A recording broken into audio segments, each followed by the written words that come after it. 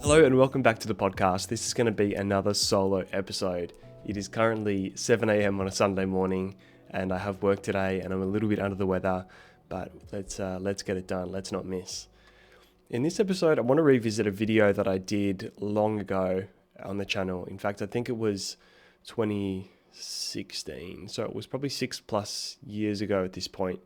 And it was talking about exactly the path that I took and exactly the path that you can take. And I think it's pretty easy to replicate. If you want to make a name for yourself in the music photography community and industry, it's nothing out of the reach of the average person. It's just perhaps something that you wouldn't think of immediately.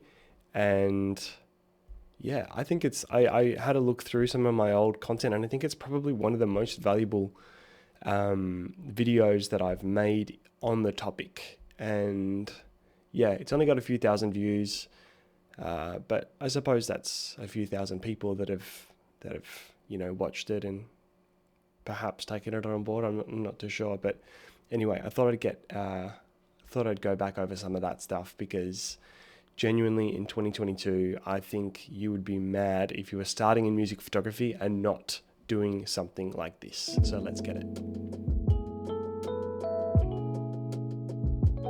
Okay, so this is something that seemed obvious to me at the time because I always played in bands and I was always involved in the local battle of the bands.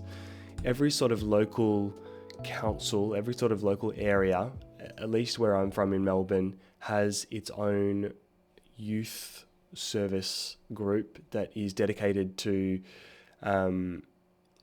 putting on a bunch of events and interesting things and providing opportunities to school-aged kids in their local area. And these are the groups that put on the battle of the bands. The reason I bring this up is because generally, I think if you're starting in music photography, generally you're a younger person. I think it's definitely a young person's game. And I suppose let's start by going through a few things that you want to achieve by doing this. First of all, what you want to do is you want to make yourself look like an authority in the space.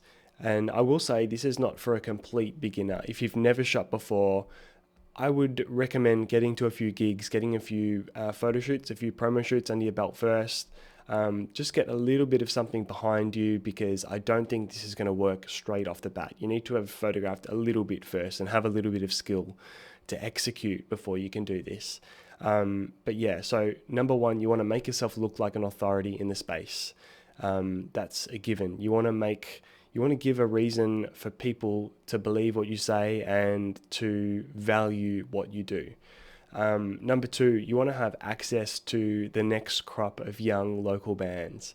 I think the beauty of doing this is you will probably, even if you just do one event, you're going to have a pool of let's say 6 to 8 different bands to choose from. And you'll have all those bands in your portfolio. You'll have an excuse to go and meet them, make friends, make connections, exchange details, get on their radar. And chances are, at least one of those bands is going to continue for the next couple of years and sort of progress past this local level, start to do some bigger gigs. I know most of the bands are just formed in high school and probably won't make it much further than that, but chances are one or two will continue after that. And if not, chances are many of the band members from a lot of the other bands will continue to form other bands and go on to keep doing music. And you'll have made that connection. You'll have had them in your network. Another benefit is usually these Battle of the Bands will have a headline act, which will be either a big local act or a small touring headline act. For example, some of the local Battle of the Bands that I had shot back in the day had bands like In Heart's Wake play, Behind Crimson Eyes, they were a big local band at the time, Stealing O'Neill. Great excuse to photograph and again just make the connection with some of those bands. Lastly, you want to I apologize for my voice, I'm a little bit under the weather. You want to get into the habit of charging for your work. And I think before you can really charge for your work, you need to demonstrate to people that there is value, there is a dollar value connected to what you do. Look, I'll get more into that now. Let's dive in. Okay, so I think the best thing you can do is, once you've got some shoots under your belt, hit up these local council groups, the local youth groups, and when you know a few months out, when there's a battle of the bands coming, you can offer your services. Basically say, hi, my name's PJ. I'm a music photographer in the local area. Oh, okay, here's one more thing I forgot. One of the best things you can do, I think, is get yourself a website, get a nice snappy domain name. If it's just your first name, last name, that's perfect. It doesn't have to be anything fancy. And get an email address. If you can, get a custom email address. That just looks so much more professional. If you're going to reach out to speak to someone, to pitch something to someone, if you've got your own, my email address is at pjpantelis.com. And if someone gets an email from me, pj@pjpantelis.com or whatever, at bigpantsphoto.com, it's going to look so much more professional, and it's going to give you so much more weight, in my opinion, to what you say. Look, it's another expense. Is it completely worth it? I'm not too sure. I think it is. For $5 or $10 a month, whatever it is, to have a custom domain attached to your email address, I think just purely for the perception of seeming more professional, I think it's worth it. To get a website and a domain name, go with something like Squarespace. I've used them forever, and I'm pretty sure it's something like $120 a year. You get the domain, you get the hosting, and you get an easy to build DIY website. So get your website, put a few shots up, get a custom email address, and you're going to hit up these freezer groups. They're called Freezer in Melbourne, but they're just like youth groups that host the battles. And you're going to say, I'm going to offer my services to shoot the battle of the bands, and I'm going to donate a prize for one of the winning bands, a photo shoot, and put a dollar value on it. Whatever you're comfortable with charging, add a little bit more onto that, because it's gonna seem like to them it's gonna seem more valuable, and they're not actually paying for it at this stage. They're happy to give it away, and they would much rather be giving away a $300 or a $400 photo shoot than a $100 photo shoot. It just doesn't seem as legit. It doesn't seem as professional. So for example, at the time, very, very early days, I might have only been comfortable charging $250 for a shoot, but I would make sure, actually, I can't remember. Anyway, whatever it was, I would offer, the free shoot that I would offer would be a little bit more expensive. It might have been a $300 shoot or $350 shoot, even though at the time I was too scared to ask anyone for that amount of money for my photo shoot. Put some constraints on it as well.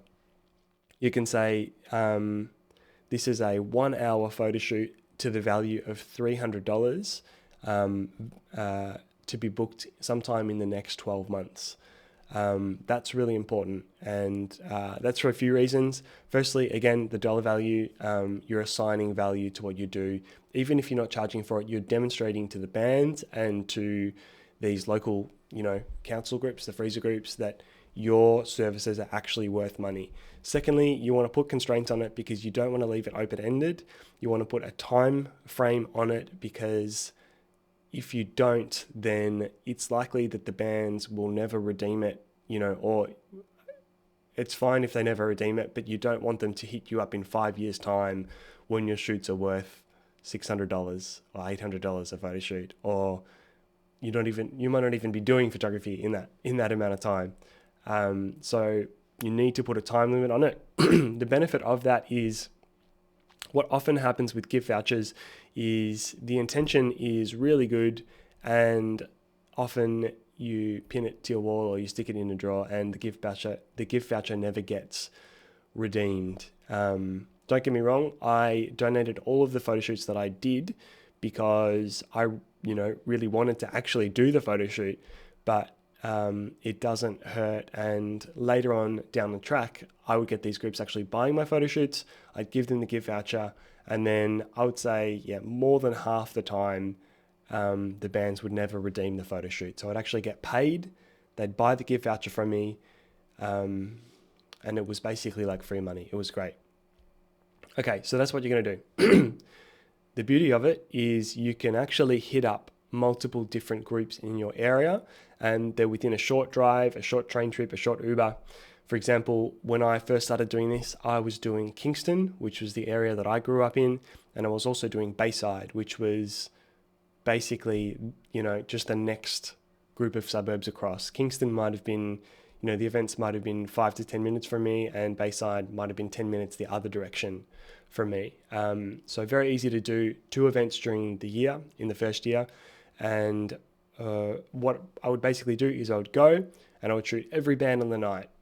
It is a long night. It is like it's not necessarily like an easy gig to do, because it's probably going to go for, probably 4 or 5 hours, I guess. But it's going to be a really great way to learn and experiment and to cut your teeth. And the fact that you're doing it for free, there's not too much pressure to deliver, honestly. Like if you can provide, 5 to 10 great images of each set, then in my opinion, you're doing a pretty good job. This is kind of besides the point, but you may have to get a working with children's check for a local battle of the bands. I'm not sure what the rules are in your area, but that's easy to do. So shoot the bands, shoot a little bit of atmosphere of the night, shoot people enjoying the event, take some pictures of the staff. If you're really game, and if you're, brave enough and forward enough, then if there's a good band that you like, by all means hit them up before their set or after their set or whatever. Head out the back alley of the venue or just into the green room and do a little quick photo shoot, just a 2-minute, couple of group shots, and that way you've got another set of promos under your belt. Anyway, so you're going to shoot the event, you're going to do a great job, and the next most important thing is you're going to deliver it quickly. You're going to show to the organizers and show to the bands that you are not just a competent professional, but you can deliver in a timely manner, and you're quick and reliable, and you just need to establish yourself as someone who can get the job done. I know one big mistake that I used to make in the early days was I would do something like I'd do a little weekend tour, and I wasn't that good at editing. My computer wasn't that good, and I wouldn't edit or upload anything while I was on the tour. I would wait until a week later or 2 weeks later, and then I would deliver all the content to the bands. And I know now that is just like so wrong. Like the times have changed, honestly, but you really need to be providing content either on the day or not far away from it. So at the event, I would, to be honest, I would highly recommend going home and just getting a few highlights of the night out straight away. It's not that hard to do. Load up your session straight away, pull out, just like 10 to 20 of your best shots, do a quick edit on them and send them to the organizers. That way they've got something to promote, to plug the event, show everyone how much of a success it was, and then that way it buys you a little bit of time. If you need a few days or a week to get the rest of them done, I'm sure that's not going to be an issue. Okay, so that is a really good start, I think. And that is, like I said, you're going to make connections with 6 to 8 bands probably per event. You're going to get some live shooting experience. You're going to get some experience just working with like event organizers and how gigs run and when not to be involved when, I'm not sure if that makes any sense, but basically as a music photographer, often we have to pop out, we have to kind of get in the way or get between the crowd to get the shot. But I think these events are a really good risk-free way to sort of test the limits of what you can and can't do. So basically that's what I did for the first few years, maybe 2 or 3 years I did this. The first year I did 1, maybe 2. The second year I did 2 groups, and then after that I know this seems like a long timeline, but I was doing plenty of other stuff in between. I promise you this is worth it. After that, on the 3rd year, I think I had 4 or 5 groups in total reach out to me. So the first couple of times I did it for free, offered the photo shoot for free, and the next time around I actually didn't offer. I'd made really good connections in these communities, and the beautiful thing is these youth groups, they all sort of meet and talk with each other from all the different areas. And so by the third year, I had, I'm pretty sure I had 4 or 5 groups under my belt, and a few of them had actually approached me and they said, "Hey Peach, are you going to come and shoot the event this year?" And I said, would you like to donate a photo shoot? And I said, my time is a little bit more valuable now. I'm a little bit more busy. I have uni, I have this and that. If you would like to purchase a shoot, I would be happy to come and shoot the event for free if you want to buy my photo shoot to give away as the gift. And I had a good thing going for a couple of years there, where several of the different groups would buy my photo shoot. Then I would come and shoot the event just because I loved to do it. But I would actually get paid for my promo shoot, which was what I really, really wanted to do, which is what I really loved doing. And it was fantastic. And yeah, like I said, a really interesting side benefit, a really interesting aspect of this is that so often if you give someone a voucher, they will never ever redeem it. Like I said, bands break up, or they forget, or they leave it to the last minute. And it's really important that you put a hard stop on it so the voucher is not outstanding forever. So that worked really well. I think by the end, I had 4 to 5 different groups that I would do this for, sort of in my local area, within, like, let's say a 30 to 40 minute drive. Really not that hard to do. And yeah, it just gave me such a good start in music photography. I had built this network of all these different bands and groups. And like I said, another benefit is every gig has a headliner. And so you sort of get to interact. You get to sort of have a little bit of experience shooting the next level of band as well. And if you can make some connections there, then that's just all the better. An example of how much this has helped me is in one of the very, very first events that I ever shot. I actually met Lockie, who is now Lakeland. He's an artist, Lakeland. At the time, he played in a band called This Fiasco, who did really well in the battles. Later, he played in a band called Storm the Sky, who was a legendary Melbourne band.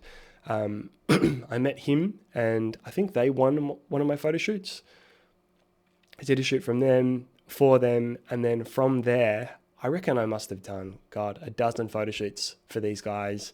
I went, I traveled with them a whole bunch up and down the East Coast, probably 3 or 4 times. I did a lot of work with these guys. They became some of my best friends. And Lockie, to this day, over the last couple of years, Lockie came to live with me. He was my housemate. He was one of the groomsmen at my wedding. And, I can only attribute that to the wonderful relationships that I made in doing this. It really pays off to be kind and treat everyone equally, because you never know, who from the local kids or who from what band is going to go on to be in another band or do something else or be someone important that, will remember your interactions, the sort of person you are, and, hopefully take you along with them. I think let's touch on band promos a little bit again, because I think it's very important. In my opinion, it's very difficult. I almost never made money shooting live music photography, like shooting performances. Very, very few times have I actually made money. And unless you're touring full time with a band that is, doing well, that's selling merch and selling out venues, then you're probably not making money either. Unfortunately, that's just the reality of it. A lot of people might be upset to hear me say that, you don't make money, or I didn't charge money or whatever. But to be honest, if it's something that everyone else is doing for free, it's so hard to make any real money doing it. But having said that, band promos is one of the most important things that happened to me in my career. It was my absolute passion. It was what I loved doing the most. And I would do the live photos to get access to the bands to shoot the band promos. If you don't know what a band promo is, it's also called like a press shot. Basically, it's a posed group shot of the artist and what you, a band might use it for, let's say, a tour poster or a website banner or a Facebook banner or profile picture or something like a album cover or insert or something like that. And in my opinion, it's the easiest way to make a little bit of a side income from music photography. Chances are early days, the sort of bands that you're going to be working with, they're not going to have big budgets to spend big money on band promos, but you have to make sure if you're doing these shoots to get in the habit of just charging something, even if it's your mates, even if it's just, even if you don't have the confidence to actually ask for what you think your shoots are worth, you just have to say to bands, yep, I'd be happy to do your photos. This is if someone's asking you, right? If you're asking a band to shoot, it's a little bit of a different story. If you want to do the shoot for your portfolio or whatever, go for it. But if someone's approaching you to do photos, you have to say at the very, very least, yep, happy to do the shoot. I'm not going to charge you for it. All I ask for my time is just $100 to put petrol in my car for the week. And if someone is not okay with that, then it's just not worth your time, unfortunately. It's not about making money at this stage. In the early days, it's just about getting into the habit of asking for money, of asking for the sale, because it is very difficult to turn a client that's used to getting something for free into a client that's comfortable with paying you. Unfortunately, it's just the reality of it. It's a very difficult conversation to have, and something that I've struggled with a little bit in my time, particularly in the early days as well. So get into the habit of asking for money. So with band promos, you can absolutely do them natural light and, whatever it takes to get the job done. Not every shoot is going to be a complete masterpiece. Like I said, sometimes you might just catch a band quickly out the back of the venue before they go on stage, or you might go to a local show and see a band that you really like that you've never met before and just say, hey, you guys were sick. What are you doing after this? Do you want to go and take some photos around the corner? Like, I get it. It's not going to be a complete masterpiece. It's not fully set up and there's probably not going to be that much production. But I suppose on that track of production, the best thing you can do is learn off-camera lighting, off-camera flash, just with small speed lights. They call it like strobist style. It was something I used to talk about a whole lot on the channel, but it is absolutely amazing what you can get done with a small, hot shoe flash, a couple of flash triggers, and a light stand and a brolly or whatever else, an umbrella.